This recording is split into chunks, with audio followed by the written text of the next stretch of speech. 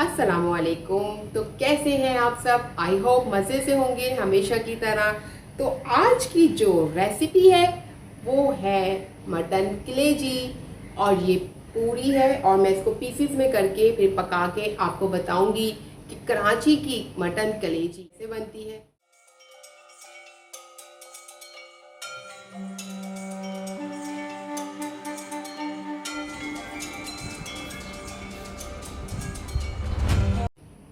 ज़बरदस्त सी मटन कलेजी कैसे बनती है इसकी रेसिपी तो आप देखेंगे मेरे चैनल पे। तो चले किचन की तरफ।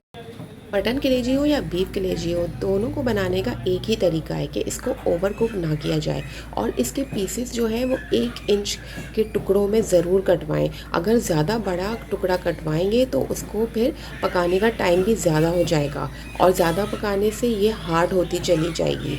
यही मेन टिप्स है। और नमक इसमें फ़ौरन ना डालें। मैं यहाँ पर लीवर को ले आई थी अपने कसाई से कटवाने के लिए और इसी तरह के टुकड़े मैंने कटवा लिए थे। बकरे की कलेजी के लिए ये इस तरह के पीसेस, छोटे छोटे पीसेस करवाने के बाद गार्निश के लिए हरा धनिया, हरी मिर्च और लेमन चाहिए। और उसके बाद एक प्याली लिया यहाँ पर दही। दही के बाद लहसुन अदरक पिसा हुआ चाहिए और एक कड्डी हमने टमाटर, एक टमाटर और एक प्याज की डली ली है।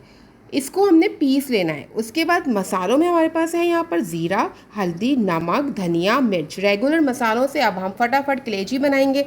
ऑयल हमने डाल लेना है। मैं कुकर में बना रही हूँ, आपको जैसे सहूलत हो आप फ्राई करते हैं। और चलें फिर इसको भी पीस लेते पहले वाली तवा कलेजी बनाने की भी यही रेसिपी है और ये 10 से 15 मिनट में बन जाती है। प्याज को फ्राई करने के बाद कलेजी का कलर चेंज होने तक मैंने इसको फ्राई किया था और पिसी हुई टमाटर और प्याज इसमें ऐड करके दही डाल दी और तमाम मसाले डाल के 10 मिनट के लिए कुकर लगाया था।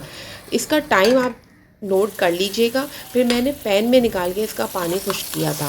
पानी ज़्यादा ना डालें क्योंकि मुझे ड्राई चाहिए थी कलेजी, वरना शोरबे वाली कलेजी भी ऐसे ही बनती है। और मुझसे किसी ने पूछा था मुर्गी की कलेजी, उसकी रेसिपी भी ऐसी ही है। तवा कलेजी बहुत मज़े की बनती है और खाने में भी बहुत यमी लगती है। इसको बनाने की बस वही तरीका है जो मैंने आपको बताया। घर ला के वॉश करें और पहले से इसका पीस कटवा लें या खुद काट लीजिए।